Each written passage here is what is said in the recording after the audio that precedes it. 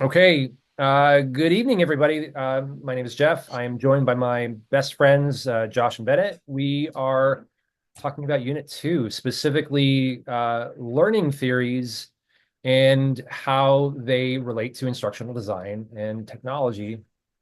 And so, what we have decided to do is take these six questions and sort of divide them up in terms of, each one of us is going to be a bit of a lead on a question, kind of talk about how we responded to it, and then give the other two an opportunity to maybe ask some follow-up questions or even offer some observations. So, from a zoomed out perspective, here are our objectives. The learner will be able to analyze their own philosophical beliefs and understandings related to the learning and teaching process by evaluating the degree to which learning theories impact instructional success, how the instructional designer, trainer, or teacher learns, how the instructional designer, trainer, teacher believes that others learn, how all of that, how all of those people believe that the subject is best taught, how all of those people believes a subject should be instructed, and then ultimately how learning theories might also inform the design of online courses. So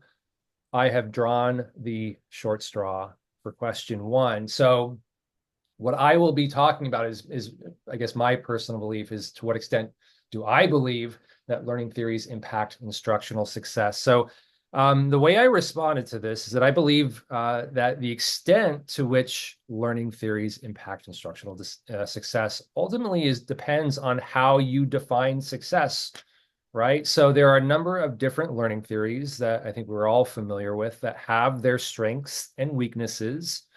So I think depending on what your desired outcome is for your instruction, is what is going to dictate the optimal learning theory that you would use for the basis of your design. So, more specifically, um, I might use the behavioral approach, that learning theory or the behaviorist approach, if I'm focusing, if the goal of my instruction, the goal of uh, my instructional success, I guess, is really based on a very narrow outcome where I'm just wanting students to recall something or be able to replicate a process.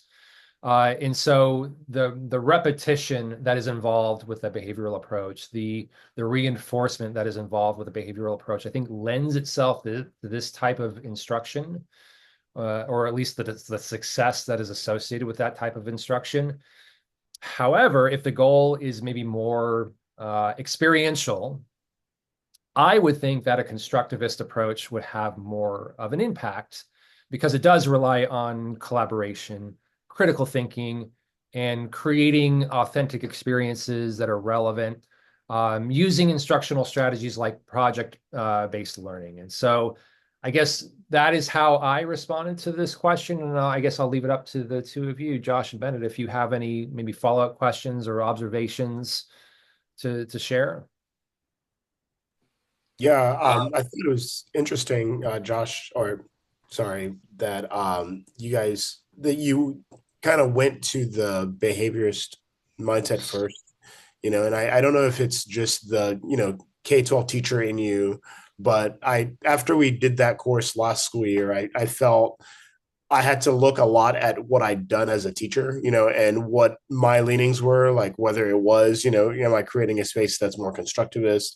And I do think the lesson is going to dictate it, like you said, like if it's something that they just need to regurgitate, if it's low stakes or if it's something that they need to create something that's going to allow them to be more experiential or develop new learning based on the framework we set. And so it was just an interesting conversation about that. I feel like now as a teacher, I try to kind of push the kids to that next level so they're not always regurgitating what we're doing, because there's so much of that in music where it's like, okay, play it just this way, and there's so many kids who can copy what a teacher plays and or get away with not necessarily reading music or understanding rhythms and understanding content. So I think it's important that, the lesson dictate it, but also within that lesson, find different ways to reach the students so that they're elevating what they're doing, even if it's something low stakes. Yeah, I feel like you guys really covered everything. It seems like we all have a pretty similar kind of outlook on that one. But just that education is so varied, even from subject to subject. There's so many different subjects. They all kind of require that different learning theory to kind of go with those lessons, like y'all were saying.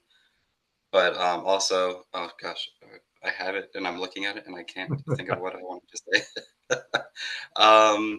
Oh my gosh, I have no idea. It's gonna come back to me in like 5 minutes, and that's gonna be really annoying. Shoot.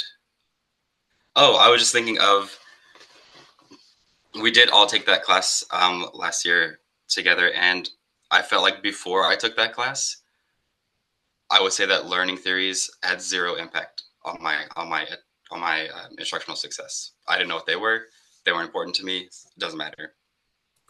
But going through that learning and now knowing what they are, I know that okay, even though I didn't know that I was using behaviorism or constructivism or cognitivism or any of those big long learning theory words, I was still using them, even though I didn't know I was using them. So when like you're doing that science lesson and they're in that lab, that's constructivism. They are building that knowledge from their experience right there. So yeah, even not knowing the learning theories is impactful. Yeah, I completely agree. Even with my experience teaching AP psychology, where we talked about a lot of these learning theories, constructivism was something that was brand new to me. Taking these master's courses, and then kind of like you said, Josh, I realized after the fact I was doing it. I just didn't have a name for it. Yeah. All right, question All right. two. So question two, that's me. Oh yes, that is me, right? Sorry, I'm a little sick, so I'm kind of all over the place right now. Okay, question two. So, how do we feel like these learning theories impact how we learn as instructional designers? So similar to kind of what I was just saying about how it affected my teaching, I feel like learning about the theories has impacted the way I've become a learner. I've learned which learning theory I kind of gravitate more towards, and that has affected how I conduct my study sessions. So for me, science teacher, I want to be in the constructivist zone all the time. I want to be building knowledge from things that I do. So I incorporate that into when I'm doing a reading or I'm watching videos or I'm pulling information from different places and I'm using that and then communicating with other people and kind of building this base of knowledge to go from. So I think not only does it support us as instructors and teachers, but it also helps us as learners to know what works for us and what helps us get kind of to that objective that we're trying to meet there. Yeah, I when I was teaching AP psychology, and I apologize, I'm going to be probably referencing this many times throughout this video, but one of the things that I tried to do with that course was frame it from the perspective of, how can what we learn actually help you be a better person or a more effective person in what you're trying to do. And so when it comes to like learning, I really leaned into, for me, like the information processing theory, and really made sure that students understood that things like your level of attention in terms of what you're doing is going to have an impact in terms of like what you're going to be able to process and encode and store and retrieve in the long term. So um, I guess the other thing I would say is in terms of what I believe, like how I learn as a person. The one thing I really want everybody to take away is learning styles. I'm not sure if you are familiar with these or have heard these in PD sessions, but are largely a myth. Like people can only learn kinesthetically or visually or auditorily. those are more just preferences. And so like this is me just on my soapbox of talking about. I remember reading that too, and I was like, oh, so my seventh grade math teacher lied to me. Yeah, yeah, they did. Yeah, I mean, I think the older I've gotten, with so much noise happening all around you, um, I do really well when I'm actually just doing the constructivist stuff. And so I think, especially like in our band classes, I'm always connecting it back to, what I'm doing here and now. And I have to work on finding different ways to make it more relevant for our kids. Just like in our beginner classes, they're learning, okay, this is how my instrument works, and there's so many other ways to describe, okay, why a French horn works the way it does. Like, well, you can take a hose and connect a funnel to it and put your mouthpiece inside, and you'll have something similar to a French horn, just because it's just a coiled tube with a lot of resistance that's allowing the sound to happen and allowing the vibrations to happen.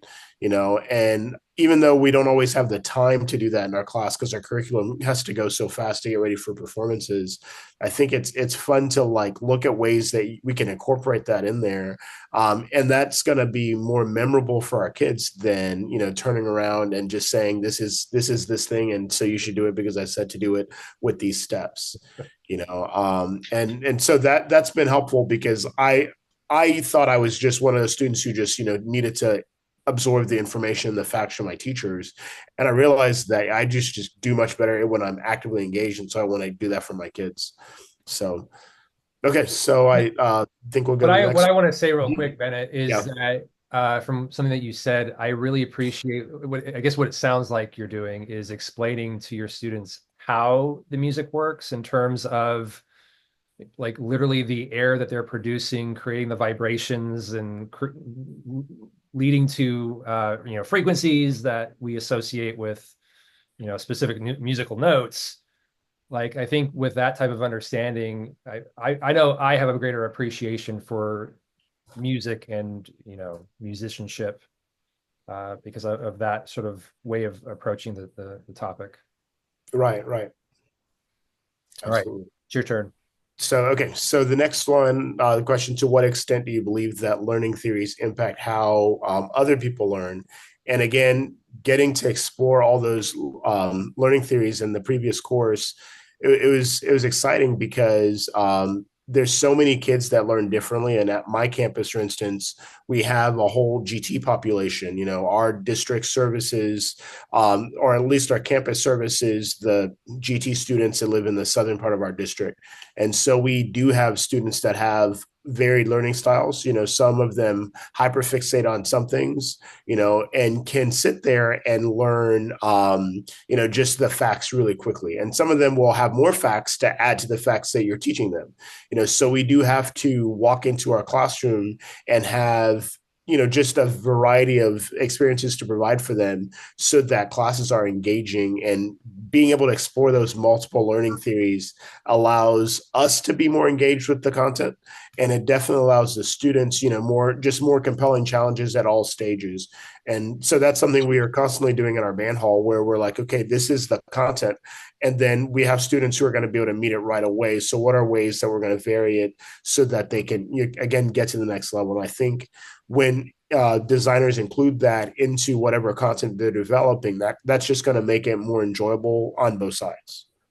So I think you and I have a similar perspective in terms of maybe like viewing these learning theories as like a tools in a toolbox where maybe depending on the situation, even depending on the student, even like you have to lean on maybe a specific theory or a specific tool to be able to achieve what you're wanting to achieve with particular class, particular cohort, or even maybe like an individual student. So that's interesting to me. Yeah, and I like that you're speaking so much towards student engagement because that's our goal. That engagement makes students learn more. When students are engaged, they learn better than when they're not engaged. And being able to use these different learning theories helps us create those varied engagements for different kids that need different theories work for them. So I think that's really nice to be hearing about all the engagement. All right. So my question is, to what extent do you believe that learning theories impact how the instructional designer, trainer, teacher believes that a subject is best taught? So when I was thinking about this question, I think that rather than approaching every subject area, topic, instructional objective from the same perspective, and I think this kind of goes back to what we were talking about before, a skilled designer is going to choose an approach that aligns with the desired outcome. So, me personally, I don't believe that there is a single learning theory that can be used for every single subject or lesson or topic. Um, in my experience, it's really even like a blending of some of these different learning theories that I found to be the most successful in designing either instruction or learning experiences. So rather than even just choosing one, like I'll take a little bit of this, a little bit of that, and mix it together, and see what happens. Yeah, absolutely. The learning theories are help guide the lessons that we're creating. I say, okay, this is the lesson I need. These are the outcomes I want. That's this learning theory. That's this learning theory. That's this learning theory. When I'm teaching science, I'm wanting them to construct their knowledge. I'm wanting to use constructivism to get them to come to those conclusions themselves. Then when I start teaching reading and I start teaching how to decode words, then I'm okay. That's not really something you can do on your own. You can't discover that naturally. That's a hard thing to do. Mhm. I need to pull them back and say, okay, this is how we're going to do it. Okay, we're doing behaviorism now. Okay, good job. You split this word correctly. Good job. You found your vowels. We're constantly switching theories when we're switching activities or switching from outcomes. Mhm. So knowing those theories gives us the ability to create the best lessons. And I think it also depends on the level of the student too, because like if you're teaching an elementary science course versus like a high school science course, you Yeah. know, you do like high schoolers do appreciate that level of independence, and even adults, like depending on what the task is. And so I think like, yeah, you're kind of yo-yoing, like you guys said, back and forth between which learning styles, just because you kind of have to, or learning theories, not styles, but you understand what I'm saying. Yeah. Yeah. All right. Geez, I got to read this one.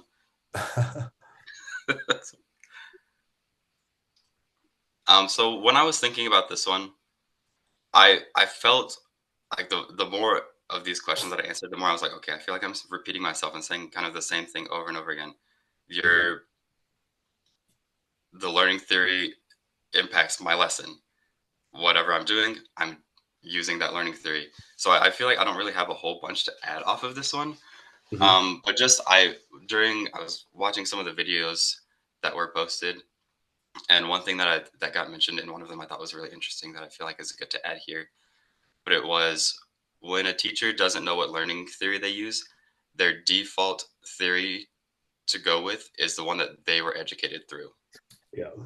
So when you have a teacher that grew up and their education looked like lecture, when they're not being intentional with their practices, they default to, okay, we're going to lecture and that's going to be how I instruct. Whether or not that's the best theory to go with is unfortunately, I think, a situation that happens more often than not when we just sometimes we don't have time to make those really good lessons. Yeah. Yeah, it's been a while since I've been in the classroom, but right at the end, it took me way too long to get to this point, but I thought I coined the term active engagement, but as I was reading the textbook, it turned out to be something that was studied and discussed quite a bit.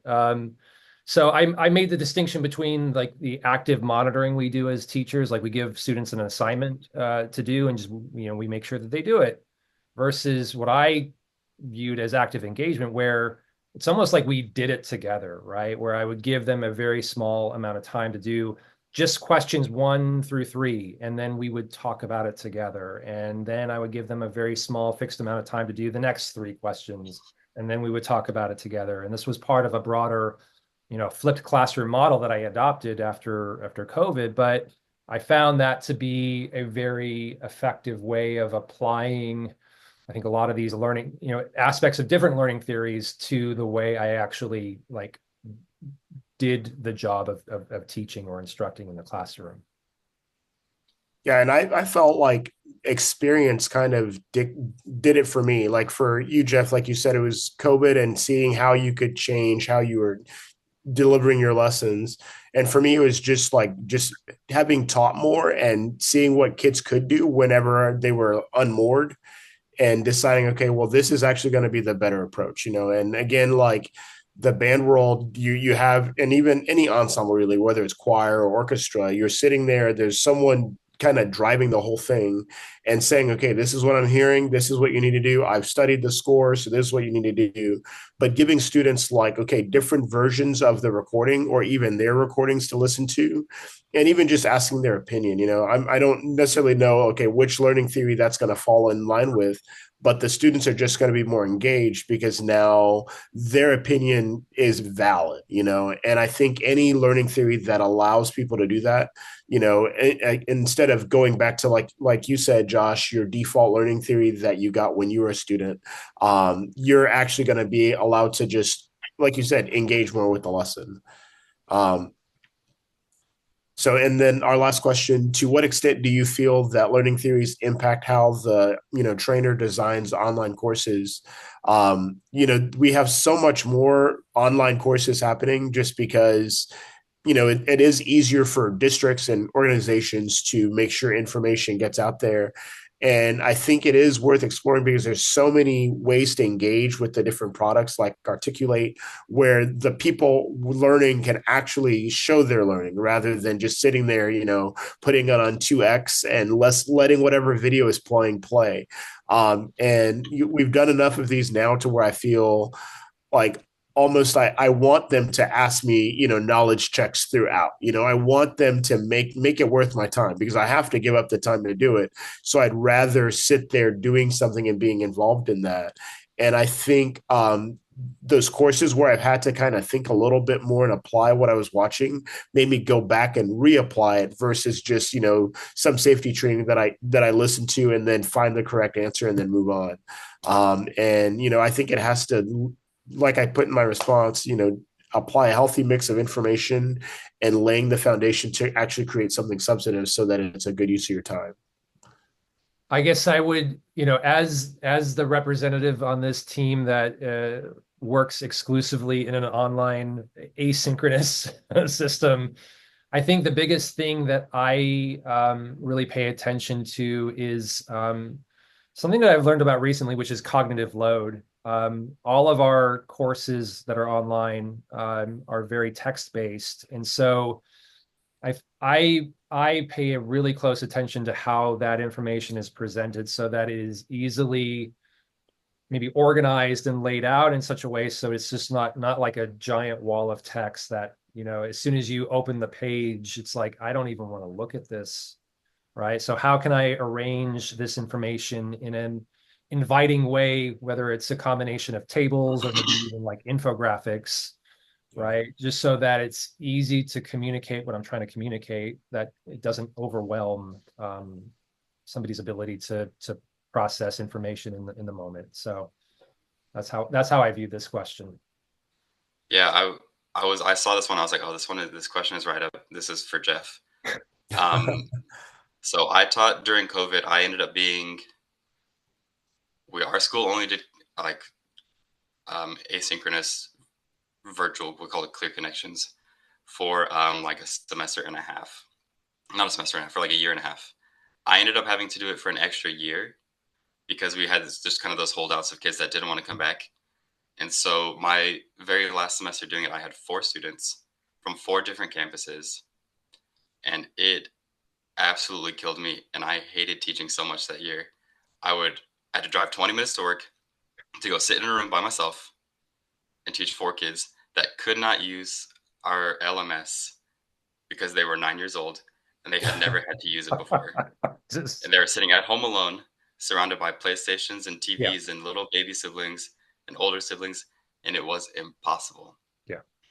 So I know that my experience with designing and building online courses was very rough. I reverted all the way back. I said, we are going to sit and you're going to just turn your camera on and we are going to lecture. And I'm going to do that for 45 minutes. And I'm going to go home at the end of the day and I'm going to have an adult beverage for 8 months. So it was brutal for like my experience wasn't really good with it.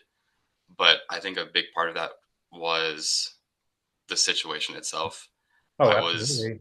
given students who didn't have the intrinsic motivation to learn how to use the LMS. Mhm. They were fine. They logged in. They most of the time turned on their cameras. They were there, Yeah. but they didn't have the necessary skills to do an online course. I mean, So I don't know how many 9-year-olds have a lot of intrinsic motivation, yeah, just even in the that in ideal and of setting. itself is lacking. But also And what you that mentioned with that cognitive LMS wasn't load. very good Yeah. because it was its learning, right? Because I'm in Clear It was Creek. just learning, yeah. Yeah, it's terrible. It So was it's like horrible. awful, and so Canvas was very much a godsend. Yeah, Yeah. even with Canvas now, I feel like we're still hitting that kind of like high cognitive load when kids have to get into it.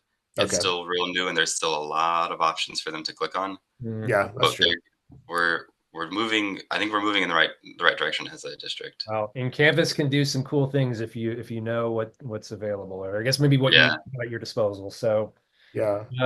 but I just want to say, like, that's it. We I think talked about all 6 questions, and I think we Mhm. thoroughly applied our understanding of learning theories. So I want to thank everybody that watched this. I want to thank Josh. I want to thank Bennett, and I'm going to stop the record. Let's see. Is it this button?